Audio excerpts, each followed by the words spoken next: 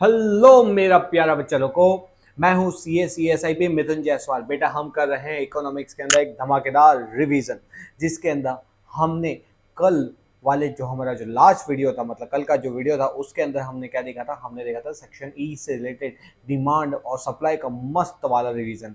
आज हम आगे चलते हैं, तो विदाउट वेस्टिंग शुरू करते हैं हमारा आगे का ये वीडियो। इससे पहले मैं आगे बढ़ूँ, आपको मैं एक चीज़ बताना चाहूँगा। अगर आपको मेरे वीडियो अच्छे लग रहे हैं तो बेटा चैनल को सब्सक्राइब कर लेना, कोई चार्जेस नहीं है जो इतना सोचता है सब्सक्राइब करने पे। और दूसरी चीज़ अगर दिल से अच्छा लगे तो एक दिल से कमेंट भी जरूर से देना। चलो तो शुरू करते हैं हमारा ये वीडियो। ओके चलो, तो देखो chapter number 6, explain the characteristics of market according to location and quantity. Quantity and location के हिसाब से हमको क्लासिफिकेशन करना है। तो आपको मालूम ही होगा, इसको थोड़ा सा स्क्रीन को बड़ा कर देता, आपको देखने में आसानी रहेगी। इतना बड़ा भी नहीं करना था भाई, छोटा हो जाए। चल बेटा, हाँ, ओके। क्लासिफिकेशन ऑफ मार्केट, तो हमारे जो क्लासिफिकेशन मार्केट है वो कैसे क्लासीफाई होता है, लोकेशन के बेस पे, क्वांटिटी के बेस पे एंड कंपटीशन के बेस पे। अब देखो यहाँ पे, अब हमको पूछा क्या है, यहाँ पे पूछा है लोकेशन के हिसाब से एंड क्वांटिटी। तो ये दोनों के हिसाब से ही हम यहाँ पे जवाब देने वाले हैं। बेटा इसमें एक चीज़ आपको ध्यान रखनी है, एक चीज़ ध्यान रखनी है कि मेरा यहाँ पे कंसेप्ट क्या है। मेरा यहाँ पे बेसिक वीडियो बनाने का कंसेप्ट ये है कि आपको मैं कंसेप्ट क्लैरिटी देना चाहता हूँ। क्या देना चाहता हूँ? Concept clarity. ओके, फिर आप चीज़ों को आराम से याद कर सकोगे। तो देखो, मार्केट बेस्ड ऑन लोकेशन। अब ये लोकेशन का मतलब क्या होता है? लोकेशन का मतलब होता है कि जब क्या होता है, जब जैसे अलग अलग लोकेशन, जैसे इसका मार्केट कौन सा? लोकल मार्केट मतलब क्या है? ये जो अम्मा जी बैठी हुई है, इनका मटकी का बिजनेस है। अब बताओ ये अपना मटका कितने कितने दूर तक बेच सकती है? ये हार्डली 500 मीटर में जो लोग रहते होंगे, 1 किलोमीटर, 2 किलोमीटर, 3 किलोमीटर तक जो लोग रहते होंगे, वहां तक ही इनके मटके खरीदने आते होंगे इनके पास, बाकी नहीं आते होंगे। मतलब इनका मार्केट क्या है? इनका मार्केट साइज बहुत छोटा है, ये लोकल मार्केट कहलाता है। ठीक है। नेक्स्ट आता है रीजनल मार्केट। रीजनल मार्केट क्या मतलब क्या होता है? रीजनल मार्केट का मतलब होता है कि जब हम क्या करते हैं, एक पर्टिकुलर सिटी में ही अपना बिजनेस बनाते हैं। मतलब कि क्या, मतलब कि जैसे कि हम अहमदाबाद में ही अपनी चीज़ों को बेच रहे हैं, या तो आजू बाजू का जो सिटीज़ है, जैसे बड़ोड़ा, राजकोट, भरूच, यहाँ पे ही हम क्या कर रहे हैं, हम अपना जो बिजनेस के ट्रांजेक्शन करते हैं आजू बाजू की सिटी से, तो उसको भी रीजनल मार्केट बोलते हैं। रीजनल मार्केट से याद आया, आप मेरे को कमेंट में बताओ आप कौन सी सिटी से ये वाला वीडियो सुन रहे हो। तो चलो कमेंट में जरूर से बताओ ना कि आप कौन सी सिटी से बिलोंग करते हैं, अहमदाबाद से हो कि दूसरी कोई सिटी से। ओके, नेक्स्ट है हमारा नेशनल मार्केट। नेशनल मार्केट का मतलब क्या होता है? नेशनल मार्केट का मतलब होता है जब हमारा जो बिजनेस है पूरे इंडिया में फैला हो। क्या पूरे इंडिया में फैला होता है तो उसको हम क्या बोलते हैं? नेशनल मार्केट बोलते हैं। ठीक है। तो व्हेन द प्रोडक्ट और services are purchase sold throughout a country, then the market is called national market. And last है इंटरनेशनल मार्केट। इंटरनेशनल मार्केट मतलब क्या हो गया कि आप ग्लोबल से बिजनेस करते हो, मतलब आप परचेस भी कर रहे हो, सेल भी कर रहे हो। सर इंटरनेशनल मार्केट है, आप परचेस सेल कैसे यूज कर सकते हो? आप यहाँ पे क्या यूज करोगे? आप यहाँ पे इंपोर्ट एक्सपोर्ट वर्ड को यूज करोगे। तो जब आउटसाइड कंट्री से हम परचेज करते हैं तो इंपोर्ट होता है, जब उनको सेल करते हैं तो एक्सपोर्ट होता है। ठीक है। तो ये था हमारा लोकेशन के हिसाब से। अब नेक्स्ट क्वेश्चन आ रहा है बेस्ड ऑन द क्वांटिटी। अब क्वांटिटी के अंदर सिंपल है, होलसेल मार्केट। कौन सा? होलसेल। होलसेल का मतलब ही मालूम क्या होता है कि जब क्या, जो रिटेलर को नहीं बेचा जाता, मतलब जो एक या दो क्वांटिटी नहीं बेचा, डायरेक्टली बल्क क्वांटिटी ही बेचता है, उसको बोलता है होलसेल मार्केट। कौन सा मार्केट बोला जाएगा? Wholesale market.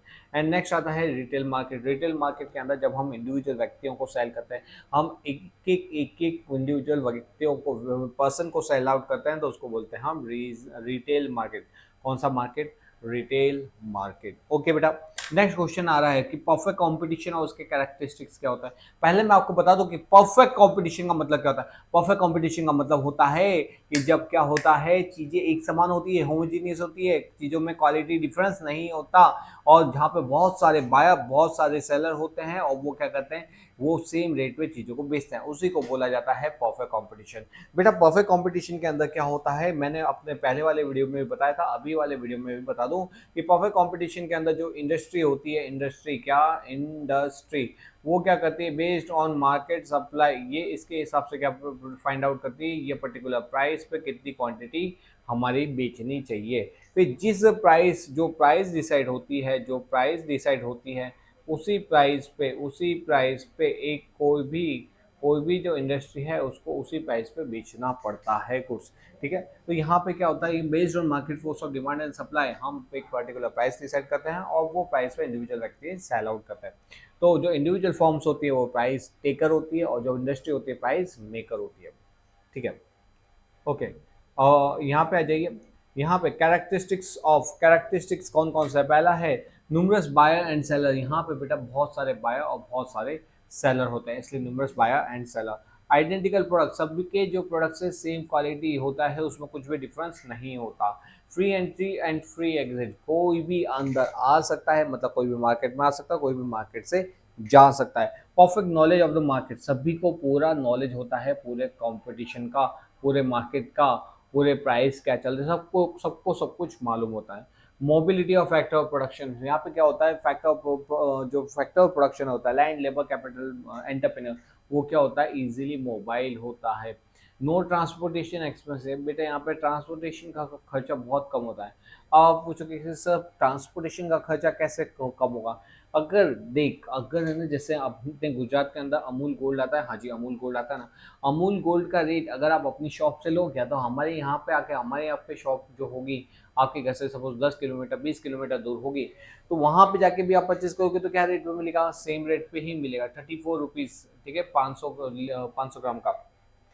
ठीक है, तो यहाँ पे कहने का मतलब क्या है, एक गोल्ड का प्राइस कितना है, 34 रुपीज़। अब आप उससे खरीदो, एक थैली खरीदो, 10 थैली खरीदो, वो क्या बोलेगा, सर रेट तो सेम ही होने वाला है। तो उसी को बोला जाता है हमारा कि यहाँ पे रेट जब सेम होगा तो क्या हम वहाँ पे जाके इतना दूर जाके परचेस करेंगे, नहीं जी नहीं, हम इतना दूर जाके परचेस नहीं करेंगे। तो हमारा ट्रांसपोर्टेशन क्या आएगा, कॉस्ट जीरो आएगा। क्यों, क्योंकि ट्रांसपोर्टेशन कॉस्ट इंकर करने का कोई सेंस नहीं होता।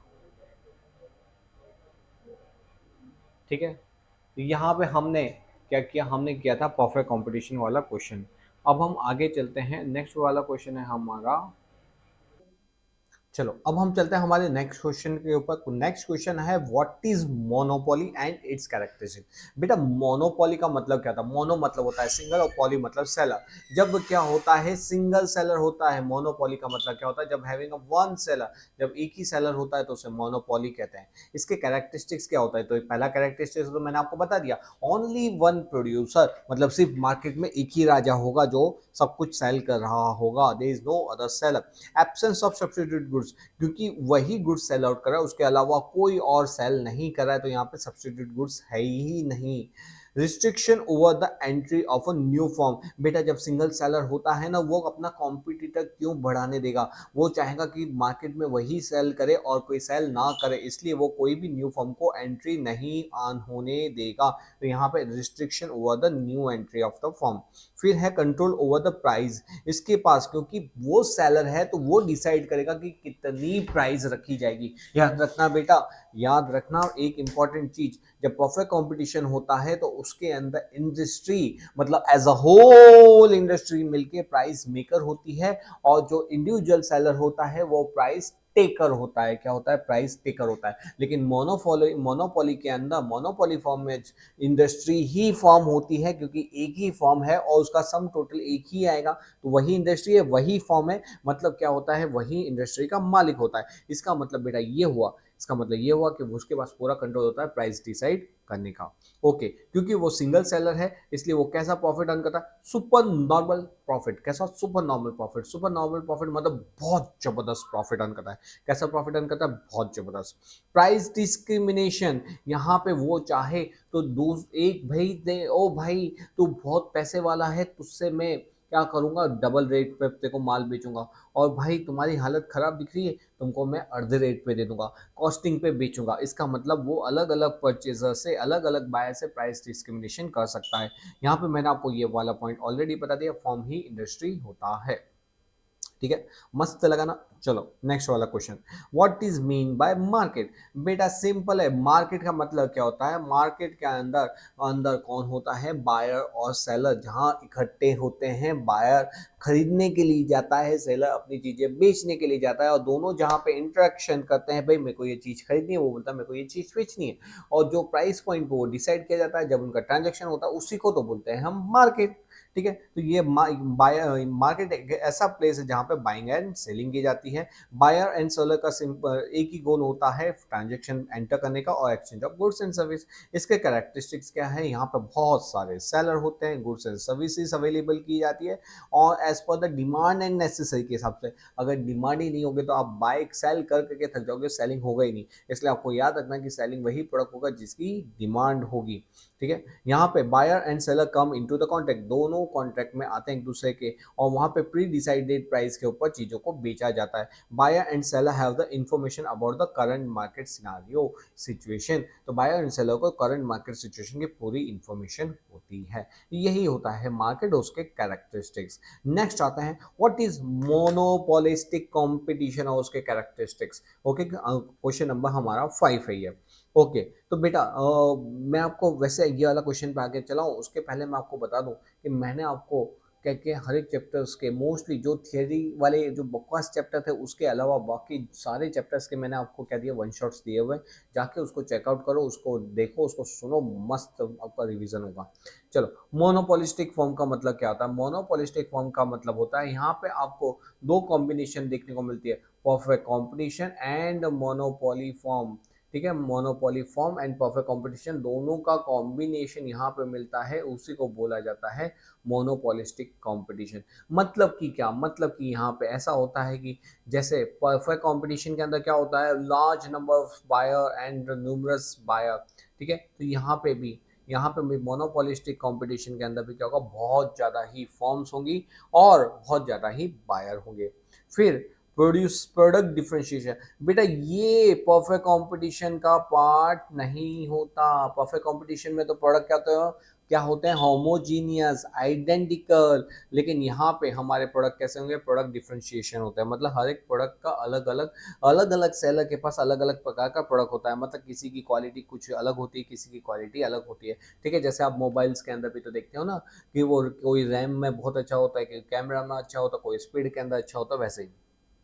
Okay, free entry and free exit, ये तो हमारा कौन सा कैरेक्टरिस्टिक्स है, परफेक्ट कंपटीशन का। मैंने बोला ना यहाँ पे आपको कुछ कैरेक्टरिस्टिक्स कैसे दिखेंगे, परफेक्ट कंपटीशन के दिखेंगे, और कुछ कैरेक्टरिस्टिक कौन से दिखेंगे, मोनोपोली वाले दिखेंगे। तो ये वाला किसका कैरेक्टरिस्टिक्स है, free entry free exit, perfect competition का कैरेक्टरिस्टिक्स है। नेक्स्ट है सेलिंग कॉस्ट। सेलिंग कॉस्ट का मतलब क्या होता है, यहाँ पे हर एक व्यक्ति अपनी चीज को सेल करने के लिए बहुत ज्यादा एडवर्टाइजमेंट करता है, और दूसरा यहाँ पे बहुत ज़्यादा सेलिंग कॉस्ट इनका की जाती है, मतलब कि जैसे packaging expense, transportation expense, showroom expense, ये सारे खर्चे हमारे किए जाते हैं। शोरूम एक्सपेंस है, गिफ्ट है, एडवर्टाइजमेंट कॉस्ट, ये सारी कॉस्ट इनकर की जाती है, तो इसलिए यहाँ पे सेलिंग कॉस्ट बहुत ज़्यादा आती है। ठीक है, क्योंकि हर एक व्यक्ति अपना अपना प्रोडक्ट को बेचने के लिए बहुत ज़्यादा एडवर्टाइजमेंट करता है। कंपटीशन अदर देन प्राइस, यहाँ पे बेटा जी जो कंपटीशन होता है जरूरी प्राइस के बेस पे, यहाँ पे कंपटीशन क्वालिटी के बेस पे होता है। कंपटीशन किसके बेस पे होता है, क्वालिटी। यहाँ पे अदर देन प्राइस फैक्टर के अलावा यहाँ पे बहुत दूसरी चीज़ें भी बहुत मायने रखी जाती है। ठीक है, imperfect knowledge and regarding the market, मतलब क्या होता है, imperfect knowledge regarding the market का मतलब होता है कि सभी को सभी चीज का इंफॉर्मेशन नहीं होता। परफेक्ट कंपटीशन के अंदर हमको हर एक चीज का नॉलेज होता है, लेकिन मोनोपोलिस्टिक के अंदर बेटा इम्परफेक्ट नॉलेज होता है हमारे पास। कैसा नॉलेज होगा, imperfect knowledge regarding the market. Okay, okay जी, यहाँ पे हमारा जो मार्केट वाला जो चैप्टर था खत्म हुआ। अब हम आते हैं चैप्टर नंबर 10 के ऊपर। फटाफट एक अच्छा सा कमेंट लिख दो बेटा, I am waiting for your good comment.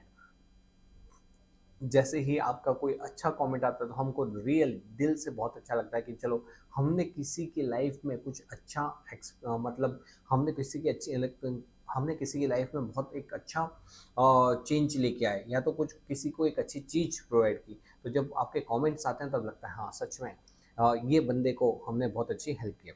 तो बेटा आप अपने कमेंट्स लिखते रहिए, लिखते रहिए, लिखते रहिए।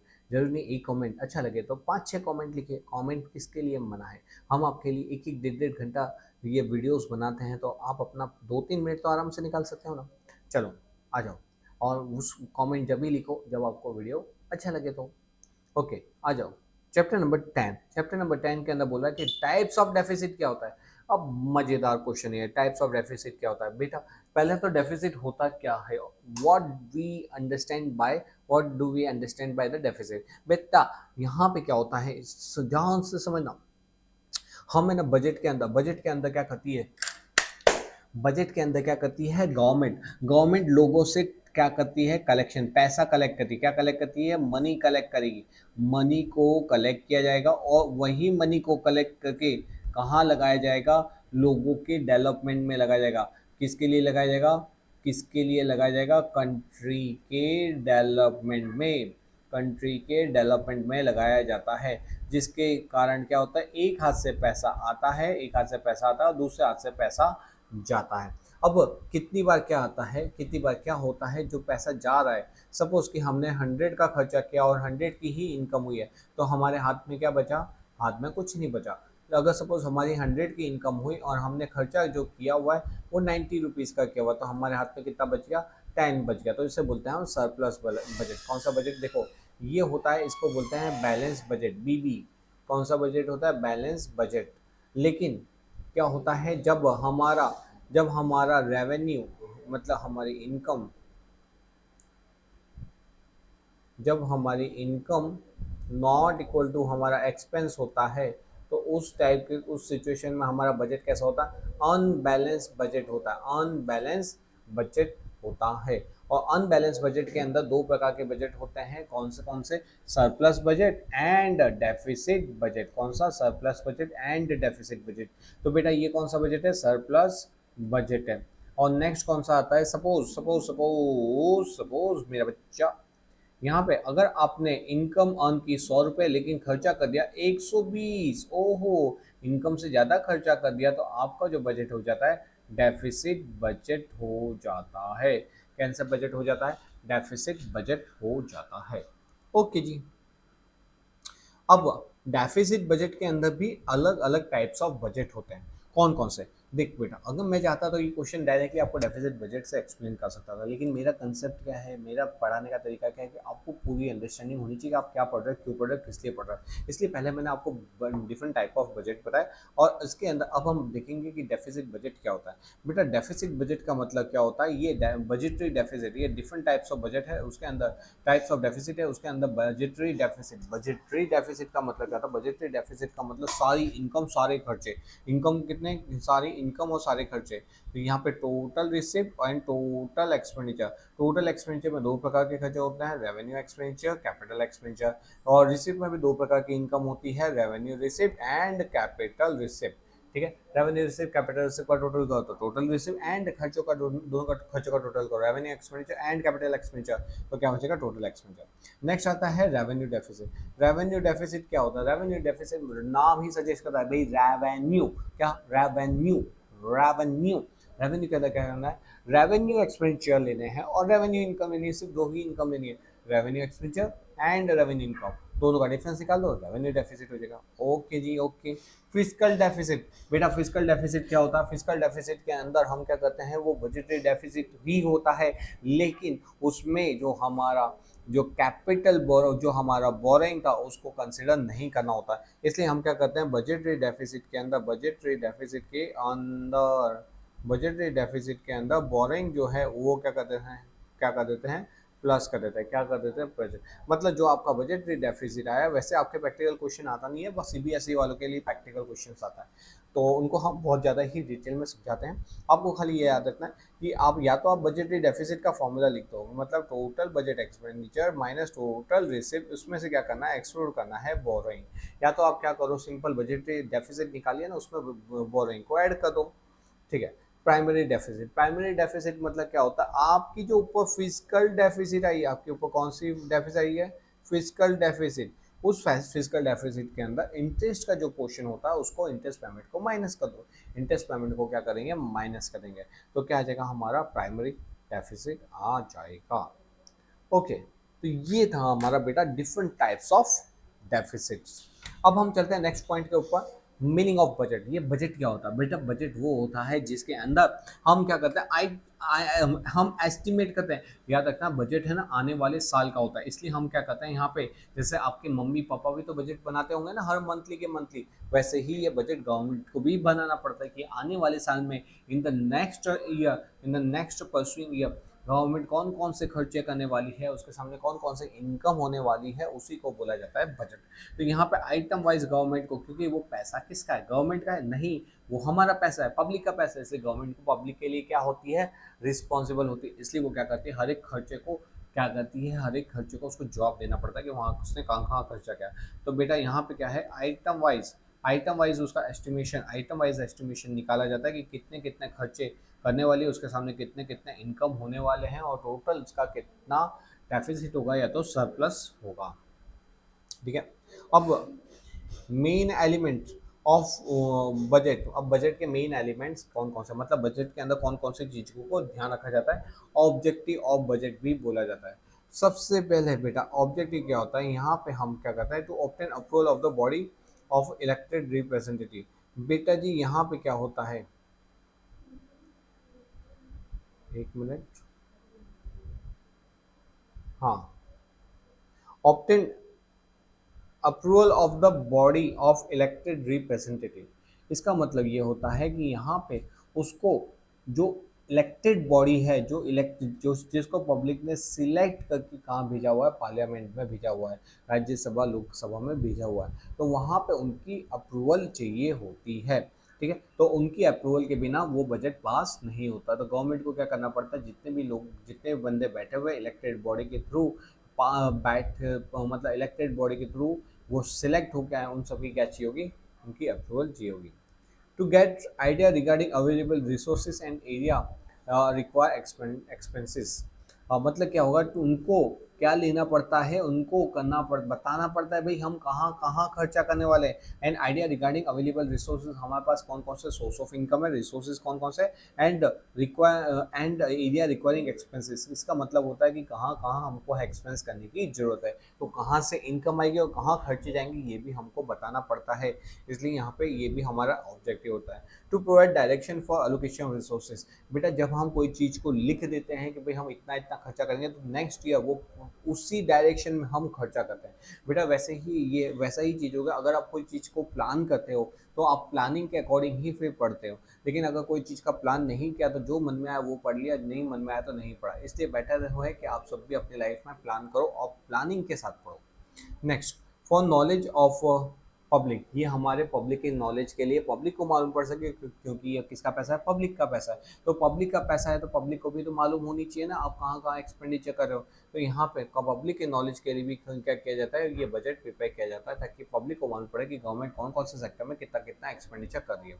To do economic planning and to determine the policy of government, मैंने आपको पहले ही बता दिया कि ये जो इकोनॉमिक प्लानिंग करने के लिए, इकोनॉमिक प्लानिंग मतलब कि कैसे देश को चलाने का है, इन्फ्लेशन डिफ्लेशन को कैसे कंट्रोल करने का है, और हमारी गवर्नमेंट की जो पॉलिसीज़ हैं इसको कैसे, उसको गवर्नमेंट की पॉलिसी कौन कौन से कैसे कैसे रहेगी, ये सब चीज़ के लिए भी क्या किया जाता है, बजट वगैरह तैयार किया जाता है, उसको ध्यान में रख के ही बजट तैयार किया जाता है। तो ये थे बेटे हमारा ऑब्जेक्टिव ऑफ बजटिंग, क्या ऑब्जेक्टिव ऑफ बजटिंग। अरे अरे, कहाँ गया, कहाँ गया रे, कहाँ गया, जस्ट अ मोमेंट, ओ मेरा बच्चा लोगो, हो गया। ठीक है, अब देखो नेक्स्ट जो क्वेश्चन है वो मोर और लेस मैं आपको यही बोल सकता हूँ कि ये ऊपर जो हमने लेक्चर देखा ना, ऊपर वाला जो क्वेश्चन देखा ना, वैसे का वैसा ही है कि ये बजट क्या होता है, बजट की क्या बेनिफिट होता है। तो यहाँ पे बजट के अंदर क्या होता है, आप एस्टिमेशन, मतलब जो मैंने वहाँ पे ऊपर चीज़ बताई वही चीज़ को यहाँ पे लिख दो, उसके अंदर कोई ज़्यादा फर्क नहीं है। इससे जहाँ हम चलते हैं नेक्स्ट क्वेश्चन के ऊपर, टैक्स क्रेडिट सिस्टम क्या होता है। बेटा टैक्स क्रेडिट सिस्टम हम किसके अंदर पढ़ते हैं, जीएसटी में पढ़ते हैं। अब यहाँ पे बेटा जीएसटी के अंदर टैक्स क्रेडिट सिस्टम क्या होता है वो समझो। हम है ना, जो भी जो भी ये जो जीएसटी होता है ना, वो क्या होता है, वो होता है हमारा इनडायरेक्ट टैक्स। कौन सा टैक्स होता है, इनडायरेक्ट टैक्स। इनडायरेक्ट टैक्स का मतलब कि गवर्नमेंट को वो डायरेक्टली पे नहीं किया जाता। जो सेलर है, जो आप अगर कुछ भी मोबाइल वगैरह खरीदते हो, लैपटॉप खरीदते हो, तो वहाँ पे सेलर क्या करता है, आपसे कुछ ना कुछ अमाउंट चार्ज करता है आपको, कुछ ना कुछ अमाउंट चार्ज करेगा प्लस जीएसटी चार्ज करेगा, वो कलेक्ट करेगा। लेकिन आप वो जीएसटी उसको ऐसा नहीं बोल सकते कि एक काम करो आप अपन कलेक्ट करो, मैं गवर्नमेंट को डायरेक्ट क्या करूँगा, दे दूंगा। नहीं नहीं, हम वो व्यक्ति डायरेक्ट गवर्नमेंट को नहीं देता, वो क्या करता है, वो सेलर को पे करता है। और सेलर क्या करता है बेटा, सेलर वो बंदे के बिहाफ पे, मतलब किसके बिहाफ पे, कस्टमर के बिहाफ पे कहाँ पे करता है, गवर्नमेंट को देता है। इसलिए इसको इनडायरेक्ट टैक्स भी बोला जाता है। ठीक है। अब टैक्स क्रेडिट सिस्टम में क्या होता है, सिंपल ये ही होता है कि जितना भी हमने आउटपुट टैक्स पे किया हुआ है वो लोगों से पैसे लिए हुए हैं। क्या है, लोगों से पैसे लिए हुए हैं। जैसे रेस्टोरेंट और ओनर है, वो क्या कर रहा है, रेस्टोरेंट में अगर कोई पिज़्ज़ा पार्टी रख रहा है तो लोगों से 1,000 प्लस सपोज 5% जीएसटी है तो 1,005 रुपये कलेक्ट करता है। तो 5 रुपये क्या उसके हैं, नहीं, वो 5 रुपये उसके नहीं है। वो किसके रुपए हैं, वो गवर्नमेंट, वो पब्लिक के रुपए हैं। इसलिए 5 रुपये को क्या करेगा, वो गवर्नमेंट में डिपॉजिट करेगा। लेकिन रुको, उसने भी तो कोई चीज़ खरीदी होगी, उस पर भी कोई जीएसटी पे किया होगा ना। तो जितना इनपुट जीएसटी होता है उसको आउटपुट जीएसटी में से माइनस किया जाता है। और जो नेट अमाउंट अगर जब पेमेंट की आती है तो उसको पे करना, नहीं आती तो उसको पे नहीं करना। नहीं समझे? तो चलो पहला क्वेश्चन देखो। पहले क्वेश्चन में क्या हुआ, ट्रेडर ने कितने का सोल्ड किया है गुड्स, एक गुड्स सेल आउट किया हुआ है जिसके ऊपर जीएसटी वगैरह पे है। अब अगर आप इसके अंदर क्या करोगे, इसके अंदर 15% के हिसाब से, 18% के हिसाब से जीएसटी कैलकुलेट करोगे कि trader purchase hence it will avail GST credit. क्योंकि ट्रेडर ने ये परचेज किया हुआ है वो उसके ऊपर जीएसटी क्रेडिट ले सकता है। जीएसटी क्रेडिट कितनी, 1,35,000, उसको सब माइनस करो, मतलब 5,000 की इनपुट की जीएसटी क्या है, 5,000 की इनपुट की जीएसटी। अब उसको कितना पे करना था, कुछ भी पे नहीं करना था। मतलब क्या होगा, ये जो 5,000 उसके कैरी कैरी फॉरवर्ड हो जाएंगे। क्या हो जाएगा, कैरी फॉरवर्ड हो जाएगा। Sorry sorry sorry sorry sorry, यहाँ पे बेटा, यहाँ पे उसके पास सेल के ऊपर जीएसटी, मतलब आउटपुट जीएसटी था कितना, 1,40। उसने गुड्स खरीदे थे जिसके ऊपर जीएसटी क्रेडिट मिला कितना था, 1,35। तो उसके पास कितना और पेमेंट करना पड़ेगा, उसको नेट ही पेमेंट करना पड़ेगा, पूरा 1,40 पेमेंट करने की जरूरत नहीं है। ऐसा क्यों, क्योंकि वो ऑलरेडी 1,35,000 तो गवर्नमेंट को पेमेंट करके बैठा हुआ है। तो इनपुट जीएसटी के अंदर हम वो वाली जीएसटी ऑलरेडी गवर्नमेंट को पे करते थे, इसलिए हमको वो पेमेंट नहीं करना। इसलिए यहाँ पे आंसर क्या आएगा, ये आंसर आएगा 5,000 रुपये। नेक्स्ट क्वेश्चन के अंदर देखो, नेक्स्ट क्वेश्चन में क्या बोला हुआ, नेक्स्ट क्वेश्चन के अंदर ट्रेडर ने सोल्ड किया गुड्स जिसके ऊपर 1,40 का उसका जीएसटी आ रहा है और 1,40 की ही उसकी इनपुट क्रेडिट है। अगर 1,40 की जीएसटी, 1,40 का ही इनपुट है, मतलब कुछ एडिशनल पेमेंट नहीं आएगा, कोई उसका एडिशनल कैरी फॉरवर्ड भी नहीं होगा। तो यहाँ पे क्या हो जाएगा, सब ब्लैंक ब्लैंक ब्लैंक हो जाएगा। नेक्स्ट वाला पॉइंट, नेक्स्ट वाले पॉइंट के अंदर ट्रेडर ने सोल्ड किया गुड्स की वैल्यू कितनी, 1,40। लेकिन यहाँ पे बाजू में सपोज भर भर के सॉरी, हाँ, मैं ये बोल रहा था कि ट्रेडर ने जो सेल किया वहाँ पे क्या हुआ, वहाँ पे बेटा 1,40 का उसने सेल किया जीएसटी वाला गुड्स का, मतलब 1,40 उसको गवर्नमेंट को पे करना। उसके सामने उसने जो है ना जो गुड्स परचेज किया था, बहुत ज़्यादा ही स्टॉक परचेज कर लिया था, भर भर के उसको परचेज किया था। तो उसके ऊपर जीएसटी उसने 1,50,000 पेमेंट किया। अब उसको पेमेंट कितना करना था, 1,40। उसने गवर्नमेंट को पे कितना किया, 1,50। कितना उसके पास बच गया, 10,000। वो क्या, गवर्नमेंट बोली कि कोई बात नहीं, तुमने सही बोला तो तुमको जीएसटी क्रेडिट मिल जाएगा। तो यहाँ पे वो जीएसटी क्रेडिट कैसे मिलता है, वो सॉफ्ट कॉपी के अंदर, मतलब आपके जो जीएसटी पोर्टल है वहाँ पे रिफ्लेक्ट हो जाता है। तो गवर्नमेंट क्या करती है, यहाँ पे उसका इनपुट क्रेडिट कितना था, 1,50, और आउटपुट क्रेडिट कितना है, 1,00,000। इनपुट क्रेडिट है 1,50 और आउटपुट क्रेडिट है 1,40। मतलब अभी उसके पास क्या है, उसके पास 10,000 की क्रेडिट बची है। तो ये किसको क्या करेगा, वो कैरी फॉरवर्ड करेगा और जो नेक्स्ट महीना आएगा उसके अंदर यूटिलाइज करेगा। तो ये बस यही था बेटा, इनपुट क्रेडिट के अंदर यूटिलाइजेशन कैसे होता है, क्या इनपुट क्रेडिट का यूटिलाइजेशन कैसे होता है। तो हमको सिंपल क्या करना पड़ता है, हमको आउटपुट में से इनपुट माइनस करने का। आइए हमारे पास कोई बैलेंस बचेगा नहीं, हमारे पास कोई बैलेंस बचेगा नहीं, या तो क्या होगा, हमारे पास एक्सेस बैलेंस बचेगा तो उसको कैरी फॉरवर्ड कर देंगे, और अगर हमारे पास शॉर्टेज होता है तो क्या करेंगे, हमको उसका पेमेंट करना पड़ेगा गवर्नमेंट को। आई होप आपको ये बजट के ऊपर का जो लेक्चर है और मेरा जो इसके पहला वाला लेक्चर, दोनों जो है वो बहुत मज़े आए होंगे। बजट के ऊपर और ये बजट के ऊपर वाला जो लेक्चर है बहुत अच्छा लगेंगे। चलो वीडियो को यहीं पे एंड करते हैं। कमेंट में जरूर से बताना कैसा लगा लेक्चर। मिलते हैं हम नेक्स्ट लेक्चर के अंदर। Till then bye bye.